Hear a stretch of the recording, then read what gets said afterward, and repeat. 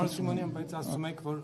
5 տարվա մանդատ է տվել ժողովուրդը, բայց կառավարության ծրագիրը ըստ էության, ինչը որ գրած էր 5 տարի առաջ, չի իրականացել այս կառավարությունը եւ ընդդիմության գլխավոր մեղադրանքը դա է, որ ըստ էության կառավարությունը եթե չի կատարել իր ծրագիրը, պետք է հրաժարական տա։ Այստեղ խնդիրը հենց դրանում է։ Շատ բարի, նախ եւ առաջ աշխարհում գոյություն չունի որևիցե կառավարություն աշխարհում գոյություն չունի որևիցե կառավարություն, որ 100%-ով մաթեմատիկական ճշմարտությամբ կատարում է բոլոր այն բաները, որոնք որ գրված են կառավարության ծրագրի մեջ, որտեղ իրողությունները փոփոխական են։ Միայն նախ մի հատ կարծիքի մասին խոսեմ, էլի չեմ խոսում փաստաթղթի մասին, չեմ խոսում սկզբունքների մասին։ Նախ բոլորին եմ ասում, միայն հիմար մարդը իր կարծիքը չի փոխում։ Երբ որ իրողությունները փոխվում են, միայն հիմար մարդը մեր երկրում վերջին 5 տարվա ընթացքում 2021 թվականից հետո տեղի են ունեցել Ղարաբաղյան դեպքերը, հայերի դուրս հանումը Ղարաբաղից, 2023, 2022, 2021 թվականի ռազմական այդ իրողությունները Հայաստանի Հանրապետության քաղաքականության եւ բյուջեի կատարողականի վրա ազդեցություն ունենում է թե չի ունենում։ Կամ լավ, չենք կատարել, բայց լինում է չէ դեպքեր, երբ որ ասում ես օրինակ պայմանական 7%-ային աճ կունենաս, բայց 8 ես տալիս։ Այդ տրամաբանությամբ պետք է անդիմությունը գա, ասի մի տարի եկեք ավելացնենք մեր իշխանության։ Առանցքային հարցերում եք ձախողել բան։ Հասկանալի է, իսկ իրանք առանցքային հարցում ձախողել են, թե հաջողել են։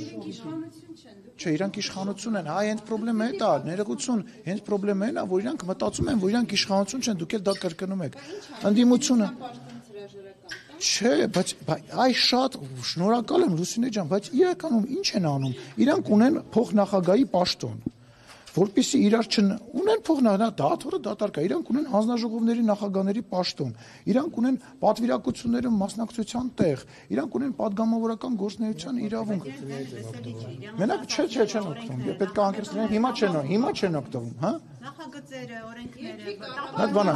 Մի հատ բան ասեմ ձեզ։ Եկեք ով ասեց իրական չի։ Շատ ձեզ թվում է, որ մի հատ հարց տամ, այսենց էս բոլոր ձեր հարցին ի պատասխան։ Եկեք մի հատ այնց իրականություն պատկերացնենք, որ իրանք 60%-ով իշխանություն են, քաղաքացիական պայմանագիրը ես Նիկոլ Փաշինյանը եւ մնացած 40%-անոց ընդդիմություն ենք ազգային ժողովի նիստերի դահլիճում։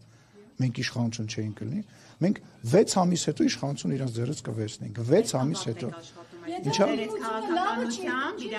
Չէ։ Անիջան, բարև ձեզ, ես ձեր հարցերին չեմ պատասխանել,